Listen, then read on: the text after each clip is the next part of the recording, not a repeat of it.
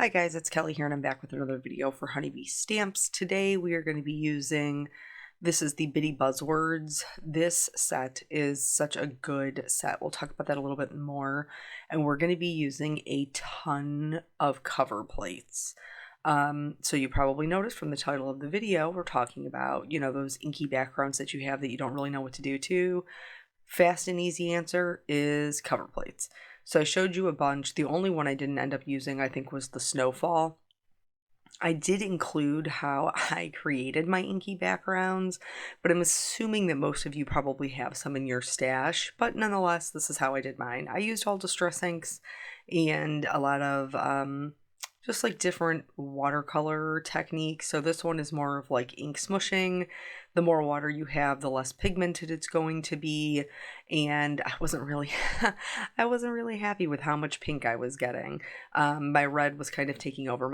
My candied apple was a very juicy ink pad. So I dried it down and then I tried it again to see if I could get more pigment on there, and I used less of the candy apple and it still wasn't super intense, which is really what I wanted. And so then I was like, you know what? I'm going direct to paper. That's what I'm doing. Only for the pink though. The red was plenty strong. So I just went direct onto my watercolor paper with my picked raspberry, and then I just turned it over and smushed it just to kind of smooth it out, and then I was much happier with that intensity. So we're just going to go through here and you'll see the different ways that I do it. Here, what I'm doing is I'm adding some Perfect Pearls to the background, which is just a little bit of shimmer, kind of breaks up the color, makes the background just a little bit more interesting to look at. And of course it adds the shine, which I'm a big, big fan of. I dried these down. There is some warping because I don't tape my paper when I'm doing like ink smushing. I'm not even sure how you would do that, honestly. Flip the whole board over, whatever. And then for the yellowish orange card, I went direct to paper. In one of them, I just did it randomly, and another one, I went more of like a lighter in the center, darker on the outside edges. But anyway, the whole point of this video is, what do we do? Like, we all get, at least I do, like ink smushing and watercolor techniques are super fun and they're easy and they're fast. And then before you know it, you have 4 backgrounds, 6 backgrounds, 8 backgrounds. But oftentimes I don't really know what to do with them. Like, they're fun to make and I enjoy them. Like, I enjoy the creative process, but then it's like, well, how do I turn this into something? And so that's why I really wanted to do this video, because cover plates are the easiest way that I have found to turn them into anything. So here for this one, I'm using Perfect Pearls again, but actually I'm using the gold. If you're ever using Perfect Pearls and you find that the shine just isn't there, you may need to just add a little bit more pigment to your water so that the pigment is more concentrated in the water, and not quite so just like washed out. And again, dried it and then moved on to the next one. This technique is a little bit different. I chose mustard seed and crushed olive for my more yellow card. I chose the crushed olive because it is a green, but it's a very yellow green. And for this one, I'm just going to be doing just like a simple gradient. And it's not like the more ink smushed look. It's a very smooth gradient, and I'm just going to build this up until I'm happy with the amount of color that I have. You can dry them in between if you would like, or you can just, you're not working with very much water for this particular technique, and the paintbrush that I'm using is a 1-inch flat brush. So I started with the yellow at the top and then worked my way down, and then I went from the green at the bottom and worked my way up until I was happy with the way that it looked. So, anywho, oftentimes we have these things and we don't really know what to do with them. The cover plates are so easy. Like, you don't even have to think about it, and that is why they work for me. I'm not even a dye person. I don't even really like dyes. I mean, I understand their usefulness, and I think other people make really beautiful things with them, but it's not a type of creating that kind of feeds my need to be creative. For this green one, I went with the ink smushing where you kind of dry it in between and then just keep dipping it back into the color.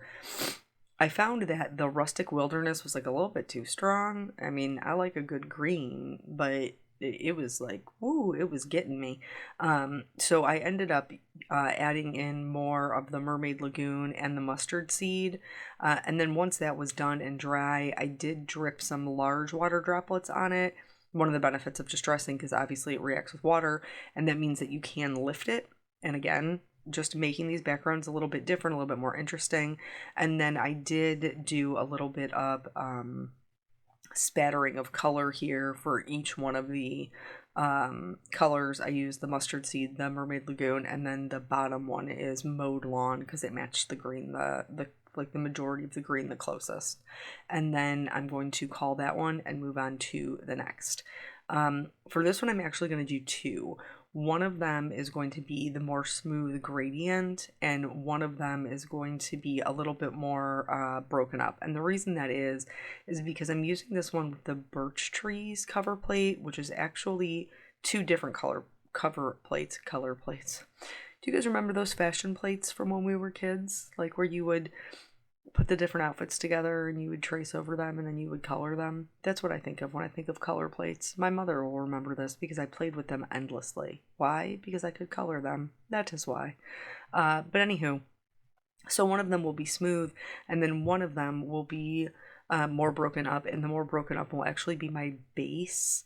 And that is because I wanted it to kind of look like it was maybe like a little bit snowy in the woods.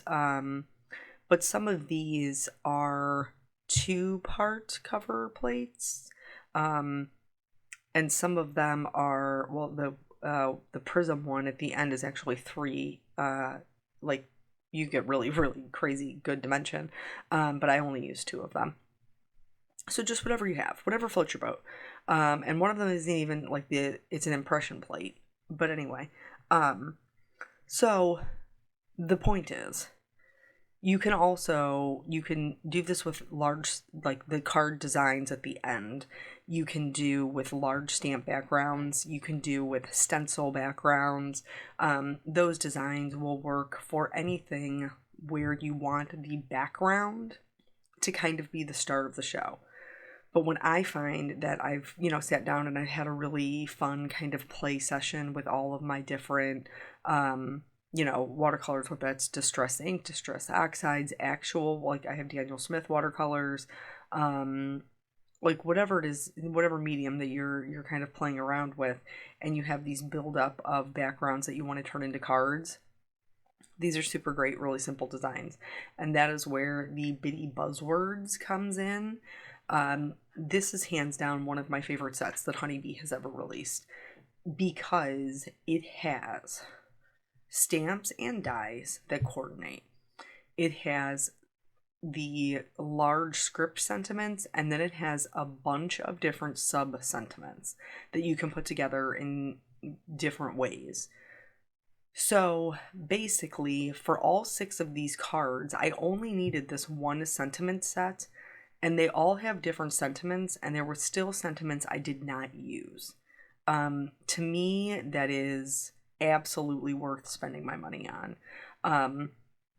Just because you get so much more out of it. And they have different ones, they have like Bitty Buzzwords for fall, if you're a person who's super, into fall.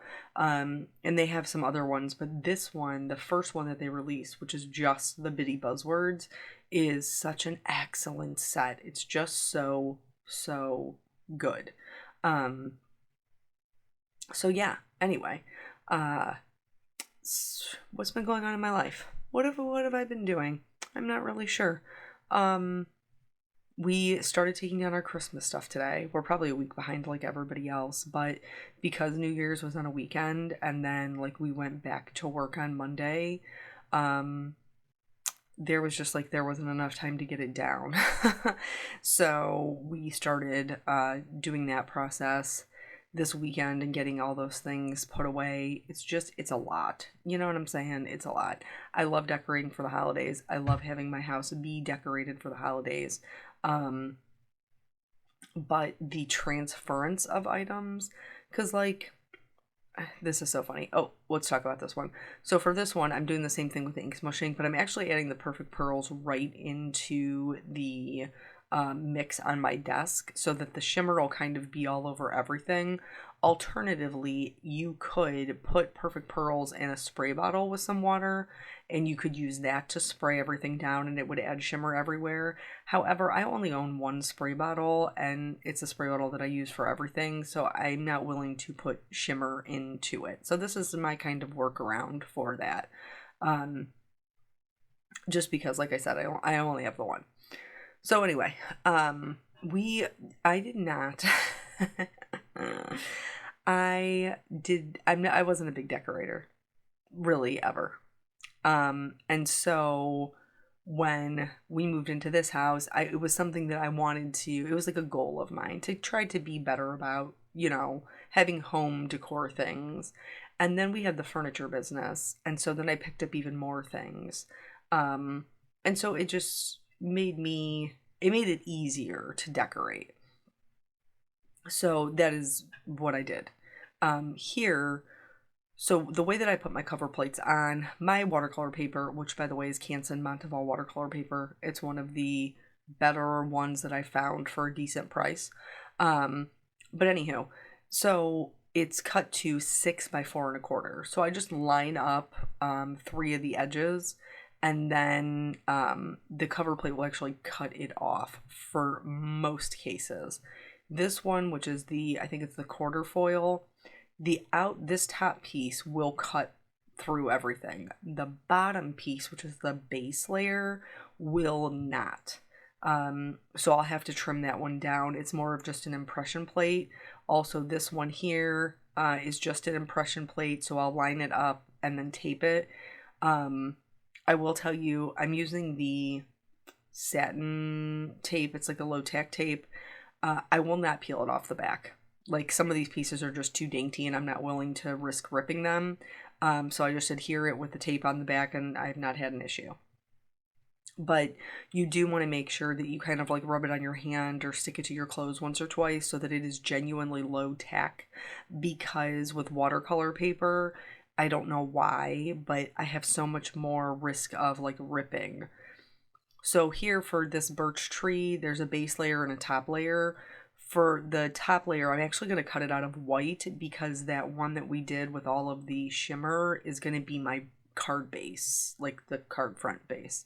And then here, these Winter Prism ones, like I said, I didn't use the third one, but you totally could. I cut all of my bitty buzzwords out of the actual words out of white and the shadows out of black, just to keep it nice and easy for myself. And then I just ran them all through. So for some of them, I didn't worry about keeping the inside pieces. For this particular one, I always keep these hearts. I just keep them in a little cup. And then when I want to use them for other projects, I have them there as like little accent pieces and places of like gems or things like that. Because it cuts out like a million hearts, and why would I throw those away? They're beautiful. Little watercolor hearts. So I'm just going to go through and remove the pieces parts. Most of them are super easy, and I was able to actually do it right after I took it out of my platinum. I would just, like this one in the back, that's exactly what I did. I just popped them all right into my trash can. You could totally keep them. I've seen videos where people use them with like some press and seal, and they adhere them that way. But I just that wasn't going to happen for me. That wasn't going to happen for me. And so that's fine. It's no big deal, whichever way you choose to do it. And then after we pop all of these out, then we will get to kind of adhering them where they need to go. Like I said, this one is 3 with that watercolor piece being the base. This palm frond one probably took me the longest to pop out all of the things. And one of the things that I have found that makes it easier is if I kind of like wave the paper. I know that's how do I make a wave with the paper. Like I just kind of bend it around the edges, and it kind of helps those little pieces pop out so that I don't have to spend 1,000,000 years trying to pop them all out. And so this one I did not pop them all out into the trash. This is another one. You could totally keep them if you wanted to and use like the little diamonds as accents, but I don't make a lot of purple cards. I just don't. And you probably noticed we have a rainbow theme going on here, and that was intentional. So for putting them all together, some of them I gave a colored card base to. And in this case, like I found I think this is actually cherry colored cardstock. But I liked the way that it looked. It matched the same kind of tone. So I just adhered that down. For some of them, I didn't need a base. So for like this one with the Quatrefoil, I didn't need a base because I have that base that's already die cut, like that has the impression in it. So I was just able to put the top layer on top of it, and then that is my card front, so on and so forth. The yellow one I didn't even have to do anything to, but just trim it down because it was just an impression plate. This one here, so this came out of my like scrap stash, and it actually got bent. And this is a great way to use those pieces up because the cover plate is super kind of distracting, and that's the focal point. Nobody will even notice that underneath it, my cardstock has like a little bendy line in it because they'll be so distracted by my beautiful watercolored palm fronds. So it was just a really great excuse to kind of use that one up without having to trim that piece off and throw it away because we're all paying for our things and I don't want to throw my cardstock away.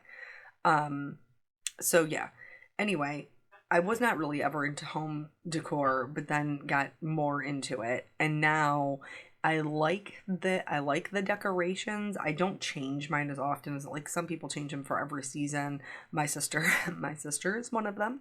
And some people, change them, with every holiday, like they decorate for Valentine's or they decorate for St. Patrick's Day. I'm not that. That's not me.